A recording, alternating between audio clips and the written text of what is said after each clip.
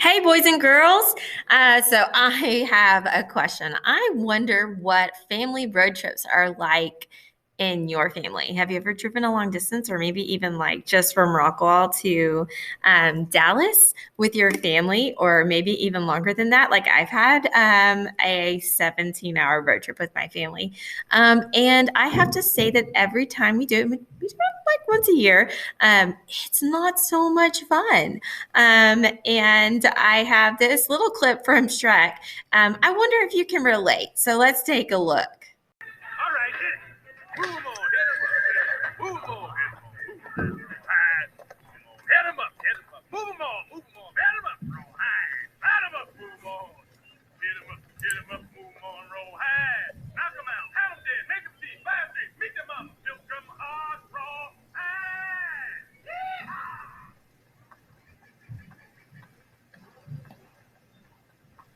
Are we there yet? No. Are we there yet? Not yet. Hey, are we there yet? No. Are we there yet? No. There yet? Yes. Really? No. Are we there yet? No. Are we there yet? No, we are not. Are we there yet? No. Are we there Are we yet? there yet? See, that's not funny. See, that's really immature. Really immature. See, this is why You nobody like likes ogres. All right, All right, you're lost. I'm gonna just stop talking. Finally, But this is taking forever. Shrek, and ain't no in-flight movie or nothing. the kingdom of far, far away, donkey. That's where we're going. Far, far away. All right, I get it. I'm just so darn bored. Well, find a way to entertain yourself.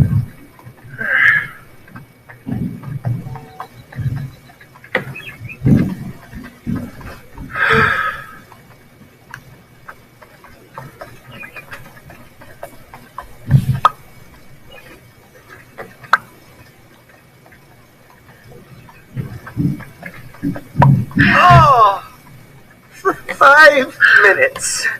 Could you not be yourself? For 5 minutes!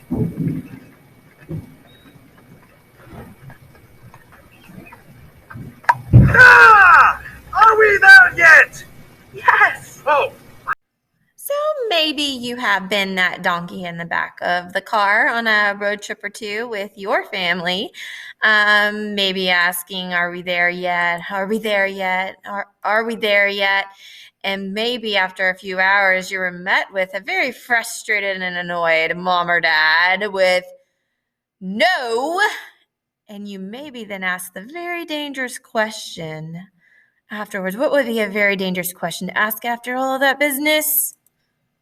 When will we be there?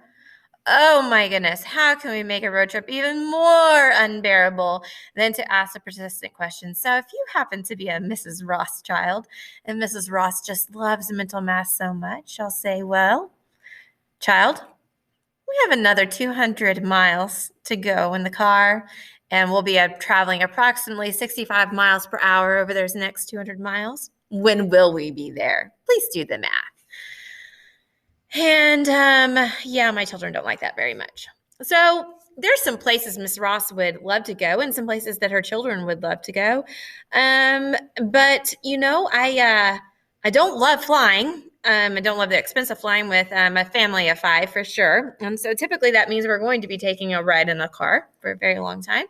I don't love that question. When will we be there? And all the other little minor annoyances that go along with a family road trip.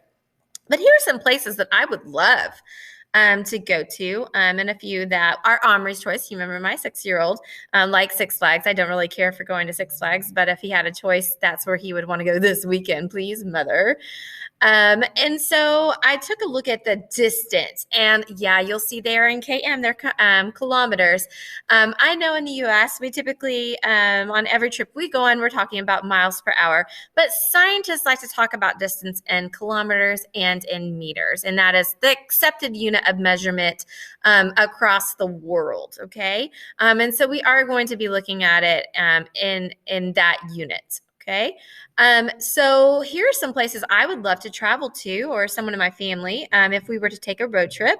And you can see the distance they are from home. So from Rockwall, how long or how far the distance between the 2 points, between home and Disney World. I have made that trip with my children.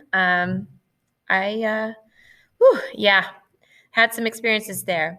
I would love to travel what is said to be some of the most beautiful beaches in mainland United States, and that's the Outer Banks of North Carolina.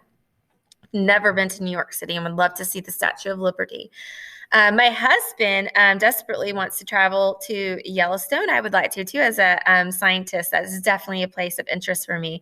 Grand Canyon, husband wants to go to. Omri wants to go to. I'm not keen on taking a 6-year-old to major cliffs. As I've shared with you before, a major fear of heights. Not where I want to go, but it's at 1,706 kilometers from my home.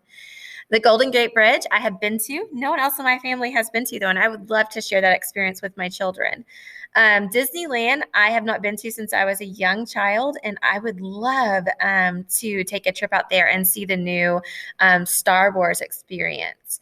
And closer to home, some trips that we have made as a family that we love going to. So if we're just like, hey, we want a weekend away, taking a trip to the state capital, to Austin, is a fun little journey. We don't get too annoyed with each other on that journey.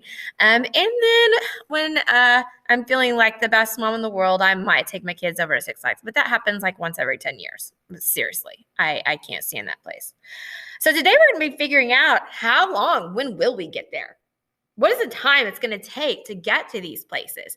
So today we're going to be looking at you're getting the speed, the average speed that you could possibly travel to these places. We see that we have the distance. When on earth will we get there? We're going to be finding that out today. So for our first trip, we want to take off and go to Six Flags. It's the closest in distance. So let's take a look. How long exactly would it take to get there? So how long will it take to get to Six Flags? So we need to first find out what is the distance to Six Flags. And based on our map data, we see that it is at 63 kilometers away. And then we'll need to know, what do we expect our average speed to be during the trip? Well, based on posted speed limits and the expectation that we'll be in quite a bit of traffic as we travel through Dallas, we can expect our speed to be somewhere around 84 kilometers per hour. Okay, so now we have 2 parts of the 3 different things that we need that are in a speed calculation. We have a distance and an average speed. Now we need to find time. So we have already been practicing with the speed formula. Speed equals distance divided by time. And we're going to put into the formula what we know. So in this case, we know that we have a speed of 84 kilometers per hour. We just put that into the formula, equals. Now we need to know a distance or a time. So in this case, we are given the distance, 63 kilometers, and we do not know the time. We have to find it. And in 6th grade math, you've learned all about how to do this kind of problem. So let's take a look. So we know from math that we can actually put that 84 over a 1, so 84 divided by 1, and we don't change the value of the number at all. So we have a new proportion. We have a proportion that should look familiar. 84 divided by 1 is equal to 63 divided by some unknown time that we have to find. Remember cross multiplication? It should look like cross multiplication to you.